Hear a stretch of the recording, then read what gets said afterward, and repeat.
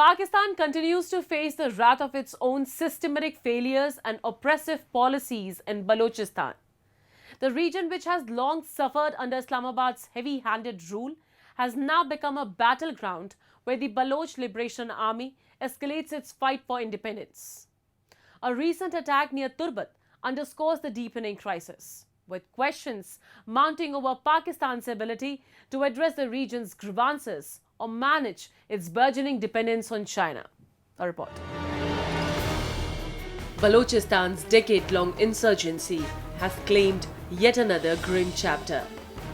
A devastating suicide attack near Turbat, carried out by the Baloch Liberation Army's Fidai Unit Majid Brigade, left 47 Pakistani security personnel dead and over 30 others injured. According to the BLA, the blast completely destroyed one bus, partially disabled others, and demolished a military vehicle.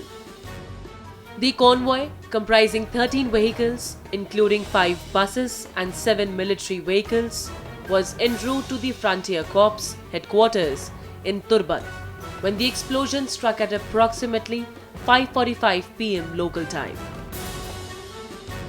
The Baloch Liberation Army's intelligence wing Zirab has provided the organization with this information, and then the Baloch Liberation Army's most lethal unit, the Majid Brigade, the self-sacrificing unit, carried out this lethal attack, I would say, on the Pakistani military. And one thing to be mentioned here, that the way the attack was carried out, the way the Baloch Liberation Army initiated its whole plan, from its intelligence to executing the attack to achieving its target, it seems like that was a major intelligence failure on the side of the Pakistani state, because they weren't aware that the Baloch Liberation Army is going to attack this convoy, which is in their mind was very secure, were very tight, that no one could come close to it or no one could target it. The motive of our attack was very clear. The Baloch Liberation Army claimed responsibility, calling the attack a response to Islamabad's oppressive policies. The group has increasingly turned to such high-profile operations, highlighting its ability to strike at the heart of Pakistan's security apparatus.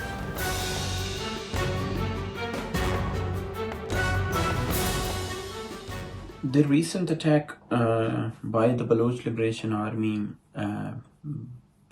I believe it sends a very clear message to the Pakistani state that no matter how harsh your policies are against the Baloch people, no matter how much you're going to suppress the Baloch masses, no matter how many people you're going to put in your torture cells, and no matter how many people you're going to kill to justify your occupation and suppression, but the Baloch people will always fight back.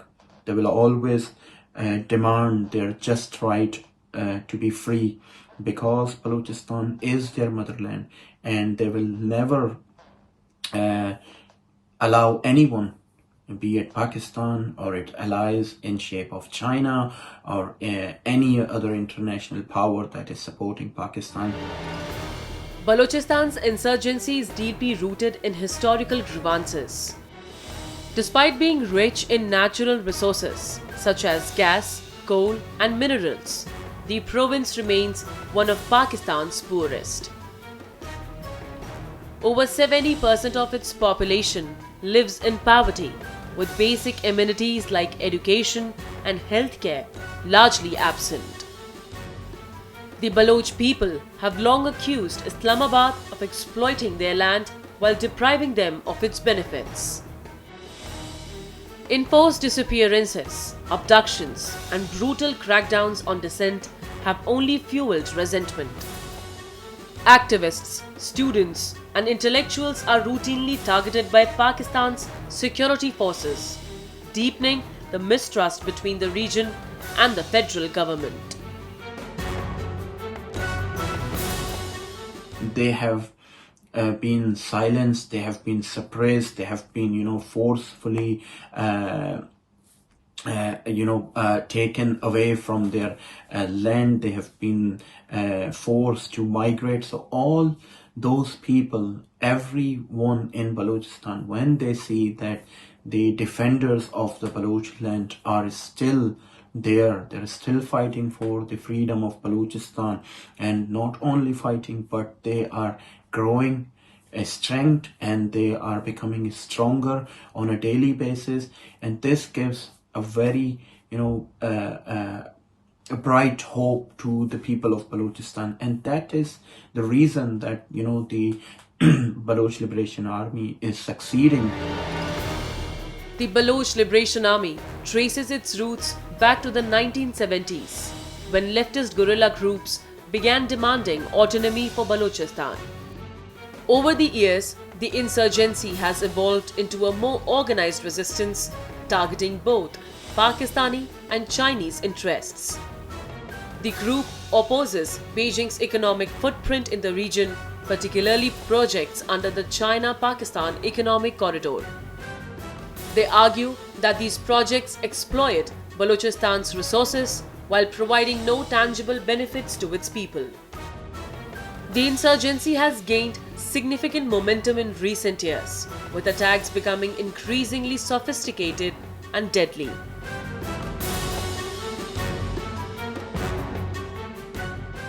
In the last 8 to 9 years, the Baloch movement, the Baloch liberation struggle, the Balochistan war has changed its dynamic, has changed its shape.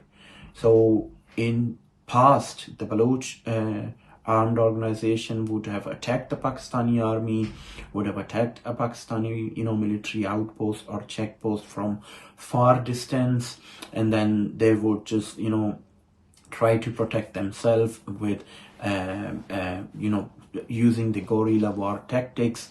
But in the last 5 to 7 years, there is a huge shift where the Baloch freedom fighters are entering the military outpost. They are capturing the military outpost. They are capturing the whole towns. They're capturing whole cities. They're capturing most of the highways. They are using the same tactics which Pakistani army use against the Baloch civilians. They are using it against the Pakistani military now.